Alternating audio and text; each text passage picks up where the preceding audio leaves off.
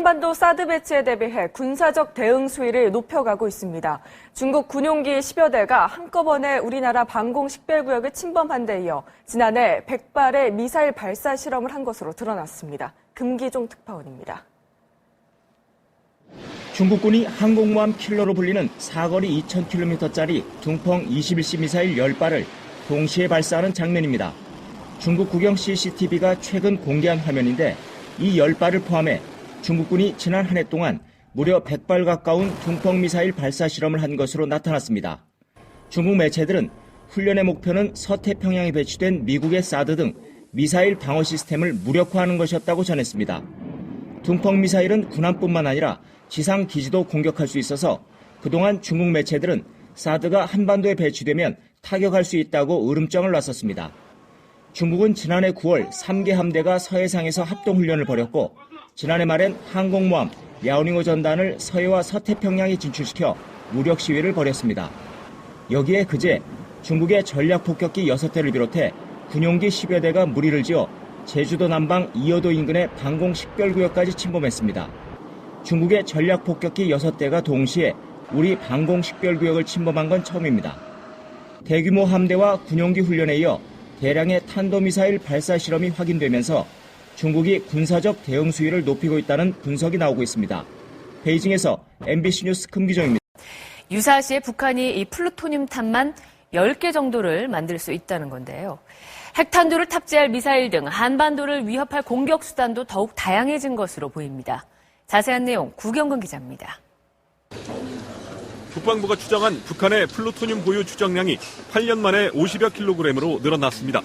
2008년부터 2014년까지 발간된 국방백서에는 보유량이 40여 킬로그램으로 명시됐었습니다. 북한의 핵보유 추정치가 처음 기록된 2004년과 비교하면 5배 늘어났습니다. 영변 5메가와트 원자로 가동 이후에 재처리라든가 핵실험 등을 종합적으로 고려했을 때 10kg 증가한 50여 킬로그램으로 고농축 우라늄을 이용한 북한의 핵 개발과 핵무기 소형화 능력도 상당한 수준으로 평가됐습니다. 지난해에만 미사일을 24회 발사한 것은 다양한 핵 투발 수단을 과시한 것으로 분석했습니다. 특히 잠수함 발사 탄도미사일 SLBM은 앞으로 북한이 개발 역량을 집중할 것으로 판단했습니다. 사거리 10,000km 이상의 대륙간 탄도미사일의 존재를 인정했지만 개발이 완료되지 않았다며 기술력 평가를 유보했습니다. 핵과 미사일 전력은 10,000명 규모로 편성된 전략군이 전담할 것으로 보입니다. 북해공군과 동조인군으로 승격을 시켰습니다. 김정은이 직접 탄도미사일 부대를 통제하겠다는 의도라 볼 수 있고요. 핵과 미사일 전력 증강에 앞으로 박차를 가할 것으로. 사거리 200km로 수도권을 위협할 300mm 신형 방사포 10여 문이 전방에 실전 배치된 것으로 밝혀졌습니다. 북한의 사이버전 인력은 2년 전보다 800여 명 늘어난 6,800여 명이고 북한군 전체 병력은 8만여 명 증가한 128만여 명에 달하는 것으로 파악됐습니다. MBC 뉴스 구경근입니다. 네, 김관진 청와대 국가안보실장이 트럼프 정부의 국가안보보좌관 내정자와 만나 사드를 예정대로 배치한다는 방침을 거듭해 확인했습니다. 북한의 핵을 결코 용인하지 않는다는 원칙에도 뜻을 모았습니다. 워싱턴 현원섭 특파원입니다. 김관진 청와대 국가안보실장이 트럼프 정부의 카운터 파트너가 될 마이클 플린 백악관 국가안보보좌관 내정자와 만났습니다. 두 사람은 고고도 미사일 방어체계 사드의 한반도 배치를 차질 없이 추진한다는 방침을 재확인했습니다. 방어체계입니다. 합의된 대로 반드시 배치한다. 여기에 의견 일치를 봤습니다. 김 실장은 사드 배치는 자주권에 해당하며 중국 반대에도 상관하지 않겠다고 단호한 어조로 말했습니다. 그러면서 미국도 사드 배치의 정당성에 대해 중국에 더 얘기할 것이라고 전했습니다. 두 사람은 북한 핵을 결코 용인할 수 없다는 입장도 거듭 확인했습니다. 더불어 미국 정권 교체를 앞둔 안보 취약기의 북한 도발 가능성에도 철저히 대비하기로 했습니다. 강력하고 실효적인 제재와 압박이 필요한 시점이다. 퇴임을 앞둔 오바마 정부의 캐리 국무장관은 트럼프 정부에서는 중국이 북핵 문제에 2배로 집중하도록 해야 한다고 조언했습니다. 미국 신구 행정부 주요 인사들이 북핵 불용을 한 목소리로 강조하면서 강경한 대북 압박 기조는 차기 정부에서 독일 회사 코레스포츠 설립 과정뿐 아니라 삼성이 코레스포츠로 지원한 자금의 사용 내역과 세금 관련 내용 등이 담긴 것으로 알려졌습니다. 태블릿 PC 안에서 발견된 또 다른 증거죠. 2015년 10월 13일자 청와대 수석비서관 회의 대통령 말씀자료 수정본과 관련해서는 정호성 전 청와대 비서관이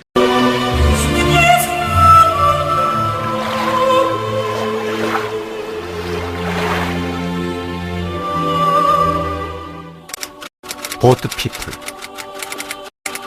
월남 패망 후 공산정권을 피해 고국을 탈출한 월남인들을 우리는 이렇게 부른다. 끝이 보이지 않는 망망대해 속으로 자신과 가족의 목숨을 맡긴 채 살아남기 위해 고국을 떠나야 했던 사람들.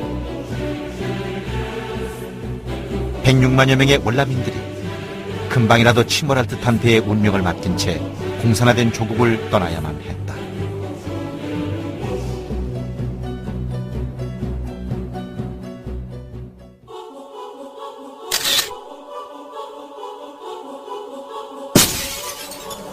월남은 우리와 너무나 닮은 역사와 모습을 가졌었다. 1954년 7월 21일 프랑스가 물러가면서 제네바 협정에 따라 북이 17도선 이남에는 자유월남이, 그리고 이북에는 공산정권인 월맹이 수립되었다. 그리고 1960년 12월 공산월맹의 지원으로 월남 내 공산조직인 월남민족자유전선이 설립되어 월남 정부의 전면적인 공세를 취하면서 월남전이 시작됐다.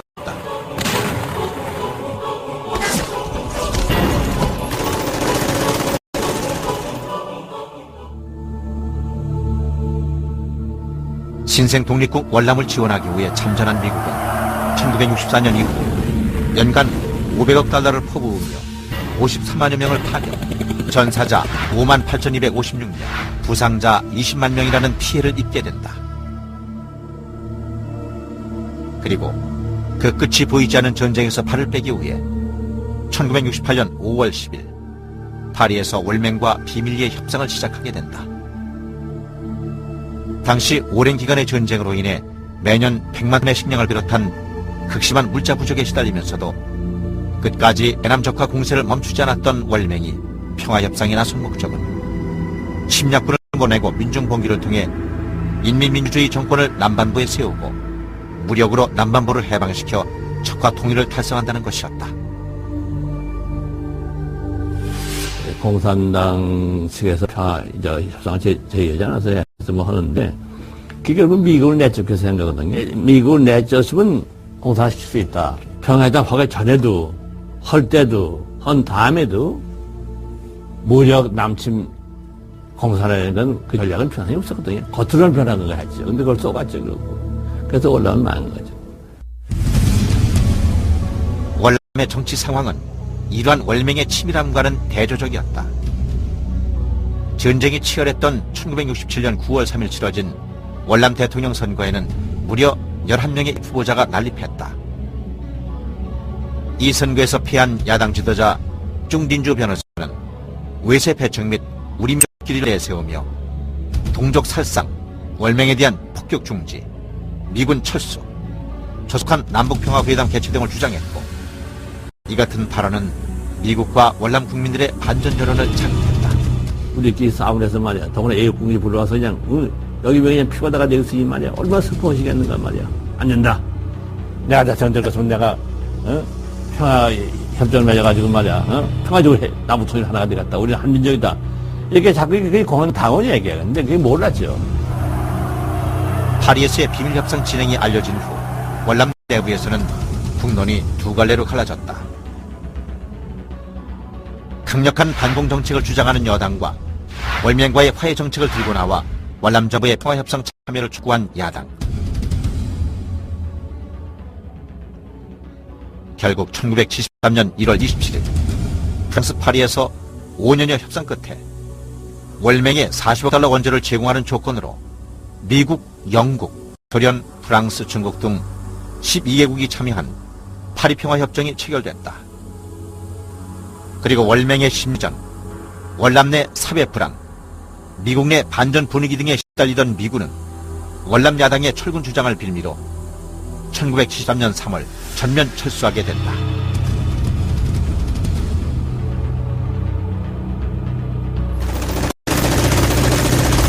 예, 미국이 발표한 근본적인 원인은요. 미국 대사가 점령을 당하니 말이야. 앞으로 이거 안만 싸워도 끝이 안 나겠구나 말이야. 안 되겠다. 그걸 갖다가 걔들이 달성한 거예요. 그래서 미국을 내쫓기 위해서 한 거죠. 뭐 결정타게 받았는데 군사적으로. 근데 그건 전부 그냥 뭐 예면하고 그냥 신문에서 말이죠. 뭐 사이공 점령 저 대사관 점령당했다거나 멋있다니까 정말 이쪽이 사실은 크게 이기고 13만의 군사 중 9만 명이 총을 지르채 미군의 공격을 피해 산악 지역으로 피했던 월맹군. 하지만 미군은 월맹군을 완전 섬멸하지 못한 채 반전 여론에 의해 철수하게 된 것이다. 나가버렸죠. 우리는 우리보다 훨씬 강하고 장비도 훨씬 우월한 적을 대면해 무찌를 수 있다고 생각하지 않았습니다. 따라서 어떤 면이든 우리에게 유리한 상황을 만들어 궁극적인 목표를 달성하려 했죠. 군사적, 정치적, 외교적 전선에서 싸우는 것입니다. 철수 당시 미국은 월남과 방위조약을 체결하면서 월맹이 평화협정을 파기하면 즉각 해군 및 공군력을 동원하여 월맹에 대한 폭격을 재개하고 월남 지상군을 지원키로 굳게 약속했다. 더불어 주월 미군이 철수하면서 그동안 미군이 보유하고 있던 전차와 장갑차 400대, 항공기 700대 등 10억 달러 이상의 각종 최신 무기까지도 모두 월남에 양도함으로써 그 무렵 월남의 공군력은 전 세계에서 4위를 기록하기도 했다. 당시 남북의 경제력 차이와 미군의 철저한 유사시 지원 약속은 주월 미군이 철수하더라도 휴전 체제가 최소한 10년은 갈 것이라는 믿음을 주기에 충분했다. 전 얘기를 내가 티오를 만났어요. 티오 만나가지고 미국이 나간 다음에 티오 나가 같이 하니까 지금 이북에는 말이야. 이북선 오면 어떻게 해? 이북선 전쟁할 능력이 없다. 이 얘기를 해요. 너무 가난해서 지금 구인도 지금 밥을 두 끼만 못 먹는다. 그래서 주로 소금을 반찬을 먹는다. 근데 지금 미국에서 지금 뭐냐면, 40억 달러의 원자로가 되어 있다. 아마 하여간 앞으로 한 10년 동안 적이 나오지 못한단 말이야. 근데 여긴 빨리 우리 석유가 나왔거든요. 석유도 해서 말이야. 우린 지금 이북 격차 이렇게 많이 만들려면 이북도 마찬가지지만. 그리고선 남쪽에선 평화적으로, 파리스에서 평화적으로 이렇게 선거를 통해서 성립이 되어 있거든. 그냥 그렇게 되는 걸 알고선 파리에서 그걸 해당 계속해 그 소유를 하고 있어요. 이 같은 믿음은 월남 지도부와 국민들이 월맹을 과소평가하고 총체적 안보 불감증에 빠지게 만들었다. 그리고 신부, 승려, 언론인, 학생 등 좌익 인사들은 이 같은 분위기를 이용해 티우 정권 타도를 외치며 반정부 시위를 통해 적극적으로 민중을 선동하기 시작했다. 또한 월남 정부와 월남군 총사령부에서 이루어지는 극비 회의 내용이 단 하루 후면 반정부 게릴라 단체인 베트남 임시혁명정부 청사에 보고될 정도로 티우 정권의 핵심부까지 많은 공산 간첩이 침투해 있었다고 한다. 1967년 대선에서 차점으로 낙선한 쭝딘주를 비롯해 당시 모범적인 도지사로 평판이 자자했던 녹다우와 대통령 비서실장, 월남 해방 당시 4.20 경찰장관이었던 창반만, 대통령궁을 폭격한 월남 공군대위 구엔타인충 등 많은 정치인과 관료, 군인, 언론인, 종교인들이 공산 간첩이었다는 사실만으로도 당시의 상황을 짐작할 수 있다. 그리고 이러한 월맹의 치밀한 정보 수집과는 대조적으로 월남의 대공정보력은 아무런 역할도 하지 못했다. 우리는 제복을 입은 운전사가 모는 메르세데스 자동차를 타고 부유한 자본주의자 행세를 하면서 드러내놓고 왕래하며 상황을 염탐했습니다. 혹시라도 계획을 수정해야 할 상황이 일어났는지 확인하기 위한 일이었죠. 구전차 정권으로 또 바꿨는데 또 바꾸고 이렇게 했다가 정보기관이 말이죠. 거기에 아주 완전히 그냥 그 무력화돼서 말이죠. 이렇게 이북의 정보가 비인을 완전 하나도 해보잖아. 월남 내 우익들이 우리가 절대 다수이므로 절대 망하지 않는다는 아니란 생각에 젖어 있을 때 공산 세력들은 자신들이 장악한 수십 개의 언론사를 통해 정부에 대한 원색적인 비난과 유언비어를 유포하고 우익 인사들을 무식한 전쟁광으로 매도하는 한편 수상후보 웬반홍, 사이공 대학 총학생 회장 등 수백 명 이상의 지도자급 반공 애국 인사들을 무자비하게 암살하기 시작했다. 그럼에도 불구하고 지식인, 중산층, 언론인 등 다수의 우익들은 침묵을 선택함으로써 결국 소수의 조직화된 좌익들의 공세에 속수무책으로 당할 수밖에 없었다. 1975년 3월 10일 월명은 파리평화협정을 파기하고 월남에 이미 오래전부터 침투했던 간첩을 이용 주민들을 선동하는 동시에 18개 사단이 총공세를 감행했다.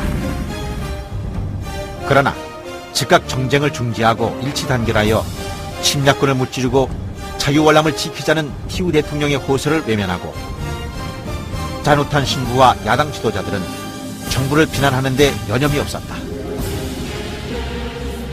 분열과 총체적 부패 그리고 의욕 상실에 빠져있던 월남에게는 이미 나라를 지켜야겠다는 의지가 남아있지 않았다.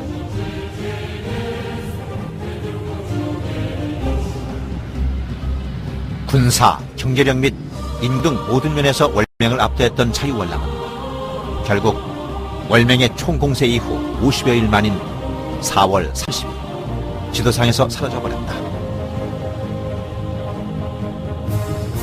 사이공 함락 후 월남의 군인과 경찰은 수용소로 보내졌고 공무원과 지도층 인사, 언론인, 정치인은 물론 반정부, 반체제 운동을 벌이며 월남 폐망에 앞장섰던 짜누탄 신부 등 종교인, 교수, 학생 및 통일운동가까지 체포돼 수용소로 보내졌고 대부분 처형되는 등 수백만 명이 처형 학살됐다.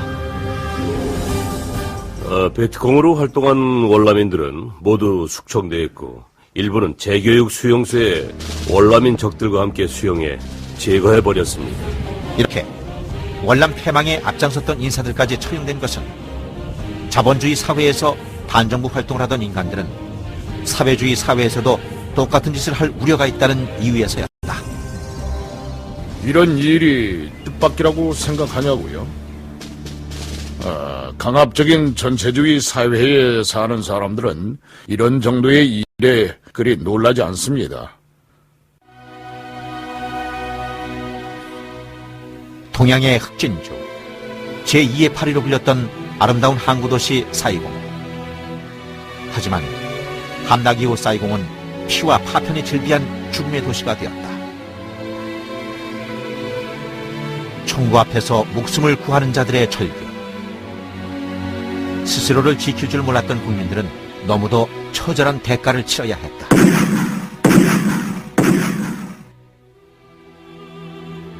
이렇게 월남이 월명에 의해 유린될 때 평화협정 서명국들은 월남 국민들의 절규에 침묵으로 대답했다.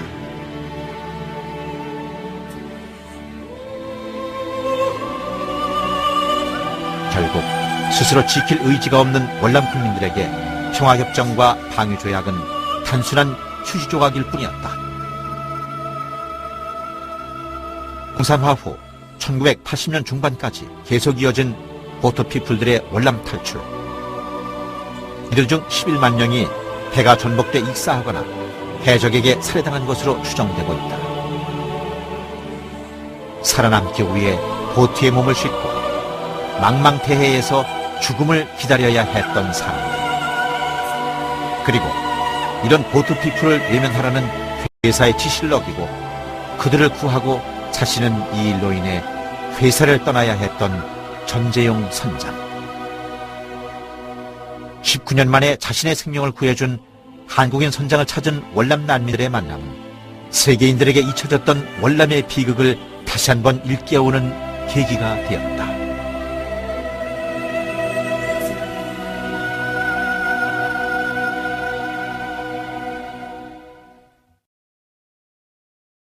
특검팀이 최순실 씨가 사용한 태블릿 PC를 확보했다고 공개했지만 최 씨는 자신의 것이 아니라고 주장하면서 앞서 JTBC가 입수해 검찰에 넘긴 태블릿 PC처럼 전문기관에 감정을 해야 한다고 밝혔습니다.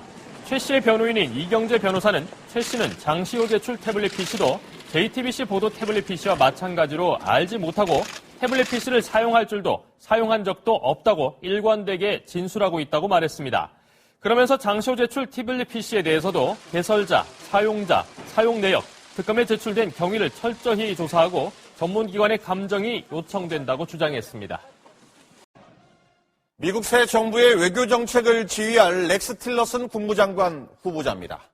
다국적 석유회사 엑손모빌의 최고 경영자 출신으로 이 산유국인 러시아 정부로부터 훈장도 받을 만큼 푸틴과 친분이 각별합니다. 칠러 행보를 보이며 중국과 거리 두기에 나선 트럼프의 의중이 반영된 인사인데요. 이 틸러슨이 북한은 중대한 위협이라며 중국을 정조준해 북핵 해결에 제대로 나서지 않는다면 직접 제재 같은 강경책을 펼치겠다고 경고했습니다. 워싱턴 현원섭 특파원입니다.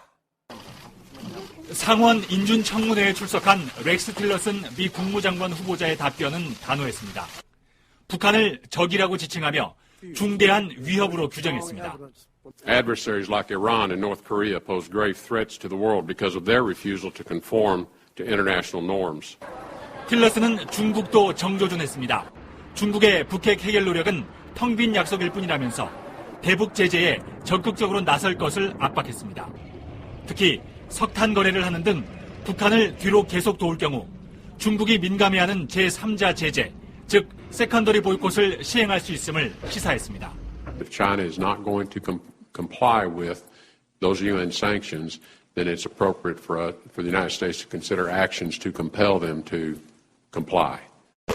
틸러슨은 차기 정부에서 한미 동맹은 더욱 강화될 것이라고 답했습니다. 다만 동맹이 의무를 다하지 않는 것은 불공정하다고 말해 방위비 분담금 증액 요구 가능성을 시사했고 한국과 일본의 핵무장론에 대해선 동의하지 않는다고 선을 그었습니다. 트럼프의 취임식이 일주일이 앞으로 다가오면서 미국 차기 정부의 한반도 정책 방향도 서서히 윤곽을 드러내고 있습니다. 워싱턴에서 MBC 뉴스 현원섭입니다.